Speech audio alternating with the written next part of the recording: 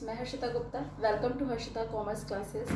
आज के हमारे लेक्चर का टॉपिक स्कोप ऑफ सप्लाई है, जिसको मैंने लास्ट लेक्चर में डिस्कस किया था। मैंने आपको बताया था कि स्कोप ऑफ सप्लाई को 3 सेक्शन में डिवाइड किया गया है, मतलब सब सेक्शन में। सेक्शन इसका 7, सब सेक्शन 1, 2, 3। सब सेक्शन 1 अभी मैं डिस्कस करूँगी, ठीक है। तो आपको बताया था मैंने कि सब सेक्शन 1 के 4 क्लॉजेस हैं, clause A, clause B, clause C, clause D. जिन्होंने मेरा इससे पहले का लेक्चर नहीं देखा है, सो मैं उनसे रिक्वेस्ट करूँगी कि अगर वो स्कोप ऑफ सप्लाई को अच्छे से समझना चाहते हैं तो वो इस लेक्चर को जाके प्रीवियस लेक्चर को, लेक्चर 8 को ज़रूर देखें। सो उनको अच्छे से समझ में आएगा ये लेक्चर। चलिए बात करते हैं। हमने आपसे लास्ट लेक्चर में कहा था कि जो सेक्शन 7 का सब सेक्शन 1 है उसमें क्या चीज़ होती है, इंक्लूड सप्लाई। मतलब सप्लाई में हम किन चीज़ों को इंक्लूड करेंगे। आज हम बात कर रहे हैं क्लॉज 1 की। अगर हम बात करें क्लॉज 1 की, तो मैंने आपको बताया था क्लॉज 1 का मतलब है ऑल फॉर्म्स ऑफ सप्लाई। मतलब किसी भी तरीके की फॉर्म्स, मतलब ये जो मोड लिखे हुए हैं, किसी भी तरीके की supply made and agree to be made. करेगा ये करेगा, मतलब उस चीज़ का वो प्रॉमिस कर रहा है, कर दिया है, ये करेगा, ठीक है। फॉर द कंसिडरेशन के लिए मैंने बोला था ना, ये एसेंशियल्स हैं हमारे, एक कंडीशंस हैं जिनकी वजह से हम ये डिसाइड करेंगे ये सप्लाई है या नहीं। कंसिडरेशन के लिए and furtherance of the business, या फिर बिजनेस के लिए। तो ये ध्यान रखिएगा कि ये जो है ये एक स्टेटमेंट है जो कि sub section 7 sub section 1 clause A में बताया गया। चलिए इसको समझ लेते हैं। सेक्शन 7 सब सेक्शन 1, देखिए इसको ऐसे पढ़ते हैं। ये सेक्शन है आपका, ये सब सेक्शन है एस और ये क्लॉज है, ठीक है। Section 7 sub section 1 clause A मतलब सप्लाई इंक्लूड्स। अब सप्लाई में क्या क्या इंक्लूड्स है, चलिए इसकी बात करते हैं। ऑल फॉर्म्स ऑफ सप्लाई, मैंने कहा था ऑल फॉर्म्स ऑफ सप्लाई मतलब जो सप्लाई के जितने भी तरीके के मोड है। मोड्स में मैंने आपको कहा था डीएसएलआर बेड, याद रखिएगा डीएसएलआर बेड, मतलब ये सप्लाई के मोड्स हैं हमारे। तो चलिए इसका मतलब समझ लेते हैं। डी का मतलब है डिस्पोजल, एस का मतलब है सेल, एल का मतलब है लाइसेंस, आर का मतलब है रेंटल लीज, पी का मतलब है बार्टर, ई का मतलब है एक्सचेंज और टी का मतलब है यहाँ पे ट्रांसफर से। तो ये जो हमारे मोड्स ऑफ सप्लाई, हम किसी भी मोड के थ्रू सप्लाई कर रहे हों, गुड्स की हो चाहे सर्विसेज की। अब नेक्स्ट बात हो गई हमारी गुड्स की या सर्विसेज की। हम सप्लाई किस चीज़ की करेंगे, किसी भी फॉर्म से करें, चाहे हम एक्सचेंज के थ्रू कर रहे हो, सेल कर रहे हो, लाइसेंस हो, रेंटल लीज हो, बार्टर हो, एक्सचेंज हो, कोई भी मोड हो, ठीक है। किसकी सप्लाई कर रहे हैं, गुड्स एंड सर्विसेज की सप्लाई कर रहे हैं। कौन सी गुड्स एंड सर्विसेज सप्लाई कर रहे हैं, गुड्स जो कि सेक्शन 2 सबसेक्शन 52 में बताया गया और सर्विसेज जो कि सेक्शन 2 सबसेक्शन 102 में बताया गया है। वो गुड्स एंड सर्विसेज या फिर दोनों की कर रहे हो। किस लिए कर रहे हैं, फॉर द कंसिडरेशन। कंसिडरेशन कौन सा, एनी काइंड, जो कि किस में बताया गया है, सेक्शन 2 सबसेक्शन 31 में। काइंड में भी हो सकता है, मनी में भी हो सकता है, रेसिपेंट के थ्रू भी हो सकता है, रेसिपेंट द्वारा जो भी पर्सन बताया गया उसके थ्रू भी हो सकता है। तो कंसिडरेशन होना चाहिए कंसिडरेशन के लिए, और किस लिए, बिजनेस के लिए या फिर फर्दरेंस ऑफ द बिजनेस। अब देखिए बिजनेस की मैं आपको बता देती हूँ, अभी मैंने हालांकि इससे पहले भी बताया है। बिजनेस की एक अलग डेफिनेशन दी गई हुई, ये इसके ऊपर मैं एक अलग से लेक्चर बनाऊंगी क्योंकि एक अलग से टॉपिक है। तो बिजनेस की डेफिनेशन को मैं जब वीडियो बनाऊंगी तो मैं उसमें अच्छे से आपको डिस्कस करूँगी। आप ऐसे समझ लीजिए हमारा कोई बिजनेस हो, मतलब सप्लाई हम कर रहे हैं तो उस चीज़ का हमारा क्या हो, बिजनेस हो, या फिर फर्दरेंस ऑफ द बिजनेस को बढ़ाने के लिए हम वो एक्टिविटी कर रहे हो। उसको हम किस में इंक्लूड करेंगे, सेक्शन 2 सबसेक्शन 17 में। तो जब ये 4 फैक्टर्स हमारे इंक्लूड होंगे किसी भी चीज़ में, दैट मीन्स कि उसको हम क्या कहेंगे, सप्लाई कहेंगे। और सप्लाई कह रहे हैं तो मतलब उस पर जीएसटी चार्ज होगा। ये चीज़ आपको याद रखनी है। ये किस में बताया गया है, सेक्शन 7 सबसेक्शन 1 क्लॉज ए में बताया गया है। बहुत ईजी है इसको याद रखना। आपको याद रखना है ऑल फॉर्म्स ऑफ सप्लाई, मतलब सप्लाई के जितने भी मोड है। डीएसएलआर बेड आपको याद रखना है, डी का मतलब है डिस्पोजल, आर का मतलब एस का मतलब हो गया सेल, एल का मतलब लाइसेंस, आपका जो आर का मतलब हो गया रेंटल लीज, बी का मतलब बार्टर, एक्सचेंज और ट्रांसफर। ये आपका डीएसएलआर बेड याद रखिए। मतलब इतने मोड्स हैं, आप लिख सकते हो यहाँ पे modes of form of supply goods and services के लिए होना चाहिए। यहाँ पे अगर आपसे पर्टिकुलर ये टॉपिक पूछा गया है तो आप गुड्स एंड सर्विसेज को बताओगे। जैसे कि मैंने आपको इससे पहले बताया कि गुड्स जो होते हैं वो 2 टाइप के होते हैं, मूवेबल और इमूवेबल। जो मूवेबल प्रॉपर्टी है उसको सिर्फ गुड्स की कैटेगरी में लिया गया है। तो मनी एंड सिक्योरिटी को छोड़कर, ये मैंने ऑलरेडी डिस्कस कर चुकी हूँ। तो ये सब चीज़ें जब इंक्लूड होंगी दैट इज सप्लाई, और उसको सप्लाई कहेंगे किसके तहत कहेंगे, क्लॉज 1 में कहेंगे, सेक्शन 7 में कहेंगे, सब सेक्शन 1 में कहेंगे। एनालिसिस की बात कर ले तो 4 चीज़ें यहाँ पे निकल के आई। सबसे पहली चीज़, ऑल फॉर्म्स ऑफ सप्लाई भी कवर्ड, ठीक है, जितनी भी टाइप्स की फॉर्म्स हैं, जो भी सप्लाई किसी भी मोड के थ्रू है उसको कवर्ड किया गया है इसमें। Supply made as well as agree to be made is covered, ये दूसरी एनालिसिस निकल के आई। Supply is made for consideration, supply क्यों कर रहे हैं, कंसिडरेशन के लिए होना चाहिए। Supply must be in the course of the business या फिर furtherance of the business. So ये आज अभी हमने बात की कि जो क्लॉज ए में बताया गया है। अब बात करेंगे कि क्लॉज बी में क्या बताया गया है। चलिए बात करते हैं क्लॉज बी के बारे में।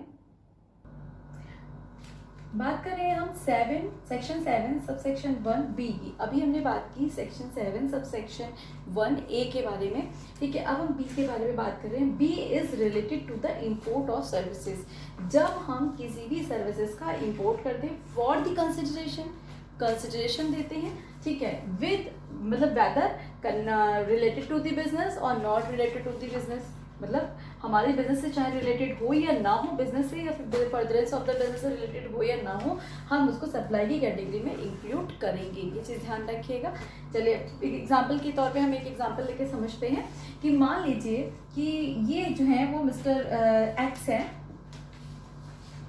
ठीक है, ये मिस्टर एक्स है, तो ये सप्लायर है हमारे लिए सर्विसेज के लिए। तो ये मिस्टर एक्स जो है वो आउटसाइड द इंडिया है, यूएसए में। ये कंडीशन है कि इंपोर्ट ऑफ द सर्विसेज में इंपोर्ट किसका होना चाहिए, जो सप्लायर होना चाहिए वो आउटसाइड द इंडिया होना चाहिए, ठीक है। ये सर्विसेज का इंपोर्ट कर रहे हैं इंडिया में, ये मिस्टर वाई है, ठीक है। अब मान लीजिए कि मिस्टर वाई जो है उनका बहुत बड़ा बिजनेस है, उनको अपने बिजनेस को डिज़ाइन कराना है फिर से, या फिर उसकी कोई मार्केटिंग की एक नई टेक्नोलॉजी यूज़ करनी है, उनको मार्केटिंग की कोई स्ट्रेटजी फाइंड करनी है कि हम अपने प्रोडक्ट को कैसे इम्प्रूव करें। अब ये जो मार्केटिंग की स्ट्रेटेजी है, ये जो है सर्विसेज, ये लेना चाहते हैं सर्विसेज यूएसए में। जो मिस्टर एक्स है ये इनको सर्विसेज देने के लिए रेडी हो गए। तो 2 चीज़ें हमें पता चल गई कि जो सप्लायर है वो आउटसाइड द इंडिया हो गया, ठीक है। तो ये हमारी कंडीशन नहीं है, साथ साथ कंडीशन को भी समझते चलते हैं कि जो सप्लायर होगा वो आउटसाइड द इंडिया होना चाहिए। हमने देखा कि जो हमारे मिस्टर एक्स है वो out the side the India है। जो रेसिपेंट है, जो सर्विसेज मंगा रहा है, इंपोर्ट कर रहा है, वो कहाँ होना चाहिए, इंडिया में होना चाहिए। दैट मीन्स कि रेसिपेंट क्या होना चाहिए, इंडिया में होना चाहिए। प्लेस, बात कर लेते हैं प्लेस। जो सर्विसेज इंपोर्ट होकर आ रही है वो कहाँ आ रही है, इंडिया में आ रही है। दैट मीन्स कि place of services in India, place of services क्या होना चाहिए, इंडिया में होना चाहिए। तो अगर ये मिस्टर वाई जो है, जो सर्विसेज जो हैं वो इनको दे रहे हैं, मतलब वाई जो है मिस्टर एक्स सर्विसेज इंपोर्ट कर रहे हैं मार्केटिंग के बारे में, और वो उनसे चार्ज कर रहे हैं सपोज दैट $50,000, ठीक है। अब $50,000 ये उनसे चार्ज कर रहे हैं। तो एक चीज़ और हमें मिल गई कि आउटसाइड द इंडिया है, सप्लाई हो रहा है, तो मतलब जीएसटी लगेगा। यहाँ पे देखिए क्योंकि कंसिडरेशन भी है, हमने आपको बताया था कि जो सबसेक्शन बी है, इंपोर्ट ऑफ द सर्विसेज हो रहा है फॉर द कंसिडरेशन, चाहे वो हमारे बिजनेस से रिलेटेड हो या ना हो, फिर भी हम उसको सप्लाई कैटेगरी में इंक्लूड करेंगे। अब कंसिडरेशन हमको मिल रहा है 50,000। अब देखिए हमारे यहाँ पे जो हमने सर्विसेज लिए वो हमने अपने बिजनेस से रिलेटेड लिए हैं, मतलब यहाँ पे वो हमारे बिजनेस से रिलेटेड है। हमने जो सर्विसेज ली है मार्केटिंग के लिए वो हमारे बिजनेस से रिलेटेड थी। तो अब इसमें क्या होगा, दैट मीन्स कि बिजनेस से रिलेटेड है या फिर फर्दरेंस ऑफ द बिजनेस है, ठीक है। तो उसको हम सेक्शन 1 सबसेक्शन 1 सबसेक्शन 7 सबसेक्शन 1 और बी सप्लाई में कैटेगरी में इंक्लूड करेंगे। दैट मीन्स कि सेक्शन 7 के अंडर में इंटर स्टेट इस पर टैक्स लगेगा, और इंटर स्टेट मतलब IGST लगेगा, ठीक है। तो इसमें हमें क्या पे करना होगा, IGST पे करना होगा। अब समझते हैं फर्दरेंस ऑफ द बिजनेस, मतलब अगर not related to the business, मतलब हमारे बिजनेस से या फिर फर्दरेंस ऑफ द बिजनेस से रिलेटेड नहीं है। मान लीजिए कि मिस्टर एक्स है, ये मिस्टर वाई है, ये मिस्टर एक्स है। अब कंसिडरेशन तो ये ले रहे हैं, मतलब मान लीजिए इनको अपना घर जो है वो डिज़ाइन कराना है, ठीक है। अब इनको अपना घर डिज़ाइन कराना है, इन्होंने सर्विसेज इंपोर्ट की। ये जो मिस्टर सप्लायर है वो आर्किटेक्चर है और ये यूएसए में बैठे हैं। इन्होंने कहा कि आप हम ठीक है हमको सर्विसेज देंगे, हम 50,000 जो है वो डॉलर लेंगे। इन्होंने ले लिया। अब घर ये आर्किटेक्चर करा रहे हैं, ये इनका अपना पर्सनल है, तो दैट मीन्स कि ये हमारे बिजनेस से रिलेटेड नहीं है। बट इन्होंने सर्विसेज इंपोर्ट की, आउटसाइड द इंडिया इंपोर्ट किया, प्लेस जो है वो इंडिया में है, हमारे बिजनेस से रिलेटेड ये हो या ना हो, ठीक है। फिर भी हम उसको किस में इंक्लूड करेंगे, सप्लाई में इंक्लूड करेंगे और उस पर भी IGST चार्ज होगा। दैट मीन्स कि जो section 7 sub section 1 clause B में बताया गया है कि इम्पोजिशन ऑफ द सर्विसेज, हम इम्पोजिशन मतलब इम्पोर्ट कर रहे हैं सर्विसेज का, कंसिडरेशन के लिए होना चाहिए, एंड चाहे वो हमारे बिजनेस से रिलेटेड हो या ना हो, हम उसको सप्लाई की कैटेगरी में मानेंगे। कंडीशन पहले तो समझ में आ गई कि रिसिपेंट इंडिया में हो, सप्लायर आउटसाइड द इंडिया हो, प्लेस जो है सर जो इंपोर्ट जहाँ पे हो रहा है वो इंडिया में हो। फोर्थ एक इंपॉर्टेंट फैक्टर है कि import as per schedule 1 deemed supply. That means कि कुछ ऐसी हैं जिन जो डीम्ड सप्लाई शेड्यूल 1 में बताई गई उनको भी हम सप्लाई की कैटेगरी में मानेंगे। चलिए देख लेते हैं कि पैरा 4। अब हमने आपको पहले बताया था कि शेड्यूल जो 1 है उसमें शेड्यूल 1 किसकी बात करता है। सबसे पहले तो हम ये बात कर लेते हैं कि डीम्ड सप्लाई या शेड्यूल 1 के बारे में हम आगे डिस्कस करेंगे, ठीक है। जो इसके बारे में बात की गई शेड्यूल 1 या फिर डीम्ड सप्लाई में, वो सेक्शन 7 सबसेक्शन 1 के क्लॉज सी में बात की गई। हम अभी बी पढ़ रहे हैं तो इसमें एक क्लॉज यहाँ पे इंक्लूड किया गया है, मतलब एक पैरा जो है शेड्यूल 1 का वो इंक्लूड किया गया है कि import as per schedule 1 deemed supply, मतलब शेड्यूल 1 के अकॉर्डिंगली जब हम इंपोर्ट करेंगे पैरा 4 को इसमें लिया गया। अब देख लेते हैं कि पैरा 4 क्या है। देखिए, import of services by a taxable person from related person or for his establishment located outside the India rather consideration but without consideration but in the furtherance of the business। हमने यहाँ पे देखा कि हमारे business से related हो या ना हो हम उसको मानेंगे क्योंकि कंसिडरेशन हमें मिल रहा है। अब पैरा 4 में ये चीज़ बताई गई है कि आउटसाइड द इंडिया अगर हम कोई सर्विसेज इंपोर्ट करते हैं जो टैक्सेबल पर्सन, ये जो इंडिया में है जो टैक्सेबल पर्सन होना चाहिए, दैट मीन्स जो हम सर्विसेज जिससे इंपोर्ट कर रहे हैं ये पर्सन जो है अब हमारे लिए क्या होगा, एक रिलेटिव पर्सन बन जाएगा। क्या हो जाएगा, रिलेटिव होगा, रिलेटेड होना चाहिए, मतलब ये हमसे रिलेटेड है, हम जानते हैं इसको, तो इसने जो सर्विसेज दी उसके लिए कोई भी कंसिडरेशन ये चार्ज नहीं कर रहा है। यहाँ पे क्या है, कंसिडरेशन मिसिंग है।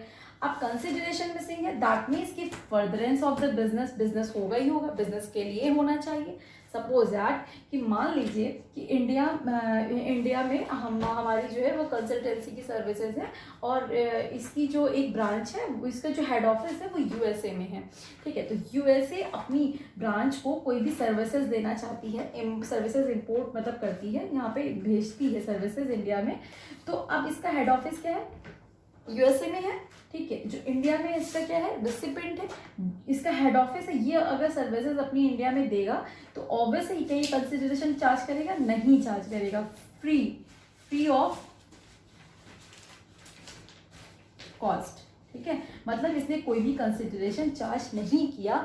बट अब ये जो अपनी सर्विसेज दे रहा है, जो यूएसए में हेड ऑफिस है, इसका हेड ऑफिस है, ये अपनी ब्रांच क्योंकि ये क्या हो गया, रिलेटेड पर्सन हो गए, एक दूसरे को जानते हैं। इसने अपनी सर्विसेज जो है अपनी इंडिया वाली ब्रांच को दी, ठीक है। अब ये क्या हो गया, रिलेटेड पर्सन हो गया। यहाँ पे यही पूछा गया है, यहाँ पे यही कहा गया है पैरा 4 में शेड्यूल 1 में डीम्ड सप्लाई है, मतलब उसको सप्लाई मानेंगे। कब मानेंगे, जब आउटसाइड द इंडिया होना चाहिए, outside the India taxable person is related.